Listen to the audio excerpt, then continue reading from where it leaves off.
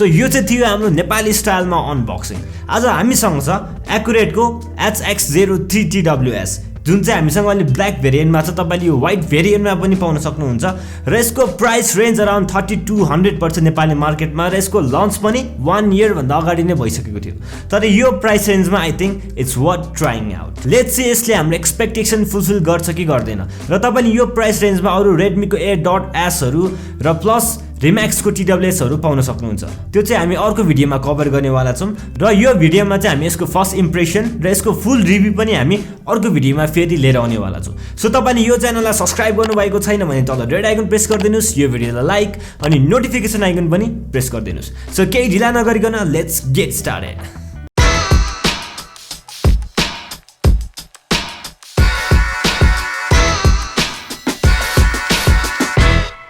So let's start with what's in the box.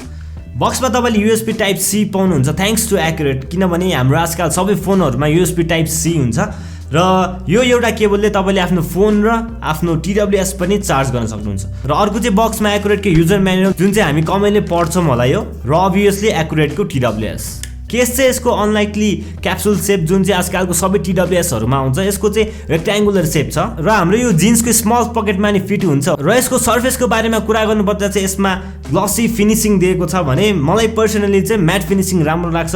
र glossy फिनिशिङको disadvantage भनेको चाहिँ यसमा चाँडै फिङ्गरप्रिन्ट र स्क्रैचेसहरु चाहिँ देखिन्छ। र यसको फ्रन्टमा एक्युरेटको ब्रान्डिङ, त्यसपछि ब्याट्री इन्डिकेटर, मोडल नम्बर र एउटा बटन दिएको छ। सो अब हामी यसलाई वान ह्यान्डले ओपन गर्ने ट्राई गर्छु। लेट्स सी हुन्छ कि हुँदैन। वान ह्यान्डले पनि यो इजिली ओपन हुँदो रहेछ, तर यसको हिन्ज चाहिँ अलिकति मलाई विकर लाग्यो।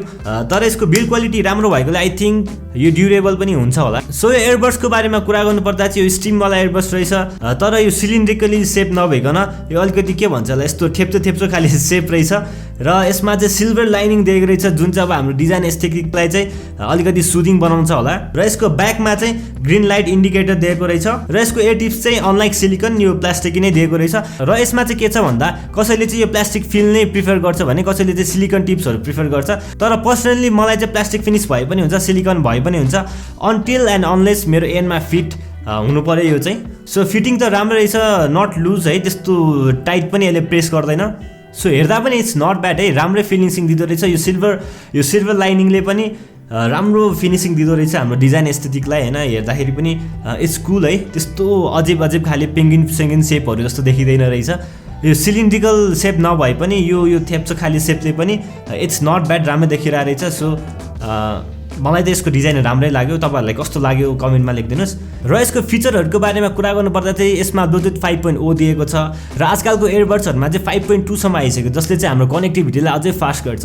र यसको ब्याट्री ब्याकअपको बारेमा कुरा गर्नुपर्दा चाहिँ यो इच एयरबड्समा चाहिँ तपाईले 40 mAh को ब्याट्री ब्याकअप कम्पनीले क्लेम गरेको छ, जसमा चाहिँ 4 आवर सम्म चाहिँ यो म्युजिक प्ले टाइममा रन हुन्छ भनेको छ भने तपाईको नर्मल टक टाइम चाहिँ 3.5 आवर सम्म क्लेम गरेको छ। र तपाईले यसलाई यो केसबाट पनि चार्ज गर्न सक्नुहुन्छ। र यो केसबाट चार्ज गर्दा चाहिँ अलमोस्ट तपाईले 4 टाइम्स सम्म यो ए टिप्सलाई चार्ज गर्न सक्नुहुन्छ। भनेपछि तपाईले यो दुईटाबाट चाहिँ अलमोस्ट 18 आवर सम्म चाहिँ यसलाई रन गर्न सक्नुहुन्छ भने। सो हामीले चाहिँ यसमा केही चेक गरेको छैन। सो हामी फुल रिभ्यूमा चाहिँ यसलाई चार्ज गरेर यसको रन टाइम र टक टाइमहरु चाहिँ सबै तपाईलाई भन्नेवाला छौं। र कम्पनीले यसमा ANC अटो नोइज क्यान्सलेसन पनि क्लेम गरेको छैन भने लो लेटेन्सी मोडहरु पनि केही पनि क्लेम गरेको छैन। तर हामी अब टेस्ट गरेर हेर्नेवाला छौं। मेबी यसमा लेटेन्सी मोड कमै होला, लेटेन्सी नहोला भनौं, र अटो नोइज क्यान्सलेसन पनि राम्रै होला केही हदसम्म। लेट्स सी हाम्रो एक्सपेक्टेसन यसले फुलफिल गर्छ कि गर्दैन। सो फाइनली अब हामी यसलाई हाम्रो फोनमा कनेक्ट गर्नेवाला छौं। चाँडै पेयरिङ हुन्छ कि हुँदैन अब हामी यसमा हेर्नेवाला छौं। सो तपाईले एकचोटी यसलाई एन्ड्रोइड डिभाइसमा पेयर गर्नु भइसकेपछि नेक्स्ट टाइमदेखि चाहिँ यो चाँडै नै कनेक्ट हुन्छ। सो मैले चाहिँ कनेक्सन फ्लक्चुएट भएको चाहिँ पाइनँ यसमा। सो फाइनली यत्रो वेट गरिसक्यो, अब हाम्रो एक्सपेक्टेसन यसको साउन्ड क्वालिटीले मिट गर्छ कि गर्दैन अब हेर्नेवाला छौं।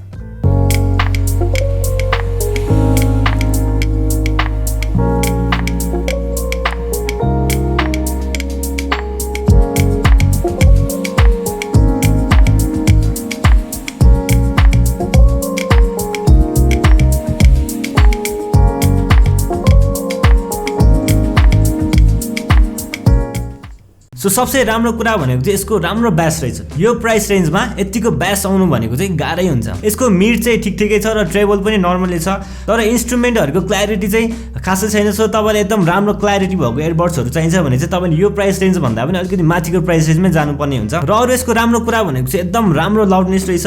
तपाईँले फुल भोल्युममा एकदम बवाल लाउड सुन्नु सक्नुहुन्छ। तर अर्को नराम्रो कुरा यसमा के छ भन्दाखेरि यसमा साउन्ड लिक चाहिँ हुँदो रहेछ। सो तपाईँको नजिकै जो छ तपाईँले सबैलाई गीत सुनाइदिनुहुन्छ यसबाट चाहिँ। र मैले भर्खरै भिडियो हेर्दा चाहिँ हल्का लिपसिङ नमिलेको ल्याटेन्सी चाहिँ फिल गरेँ भने, तर फेरि गेम खेल्दाखेरि चाहिँ ल्याटेन्सी एकदमै कम पाएँ। किन हो थाहा भएन, यसमा कनेक्टिभिटीमा पनि रङ हुनसक्छ। सो म यसको डिटेल चाहिँ फेरि फुल रिभ्यूमा लिएर आउनेवाला छु, त्यसको लागि चाहिँ तपाईँ वेट गर्नु होला। सो साउन्ड क्वालिटीको ओभरअलमा कुरा गर्नु पर्दा चाहिँ राम्रो ब्यास छ, क्ल्यारिटी ठिकै छ, मिड ठिकै छ। सो यो प्राइस रेन्जमा तपाईँले ट्राई गर्नुहुन्छ भने चाहिँ it's worth trying it out. So अब हामी टच कन्ट्रोलको बारेमा हेर्छौँ। तपाईँले सिङ्गल ट्यापमा चाहिँ प्ले पज गर्न सक्नुहुन्छ भने, राइटमा डबल ट्याप गर्नुभयो भने फरवर्ड नेक्स्ट, र लेफ्टमा डबल ट्याप गर्नुभयो भने चाहिँ प्रिभियस सङहरू प्ले गर्न सक्नुहुन्छ। र कलमा चाहिँ तपाईँले राइटमा रिसिभ गर्ने र लेफ्टमा चाहिँ डिक्लाइन गर्ने अप्सन चाहिँ पाउन सक्नुहुन्छ। सो हामीले यसको साउन्ड क्वालिटी पनि सुनिहाल्यौँ। अब माइक्रोफोनको टेस्ट गर्नेवाला चाहिँ लेट्स होप राम्रै आउँछ होला। अहिले चाहिँ म दुईवटा माइकमा कुरा गरिरहेको छु। एउटा चाहिँ मेरो एक्सटर्नल माइक र एउटा चाहिँ यसकै इनबिल्ट अडियो माइकमा कुरा गरिरहेको छौँ। सो तपाईँले अहिले सुनिराख्नु भएको चाहिँ यसबाटै आएको माइक्रोफोन, यो TWS-बाटै आएको माइक्रोफोनको क्वालिटी हो भने, अब आएको चाहिँ मेरो एक्सटर्नल माइकको क्वालिटी हो। सो अब हामी यसमा कम्पेयर गरेर पनि छुट्याउन सक्छौँ यसको माइक्रोफोन कतिको वे बेटर छ भनेर। र यसको कल क्वालिटी कस्तो छ भने चाहिँ म यसको फुल रिभ्यूमा फेरि लिएर आउनेवाला छु। सो तपाईँले त्यसको लागि वेट गरिदिनु पर्ने हुन्छ। सो कम्पनीले यसमा 1 आवरमा फुल चार्ज हुन्छ भनेर क्लेम गरेको छ। यसको ब्याट्री ब्याकअप पनि नट ब्याड।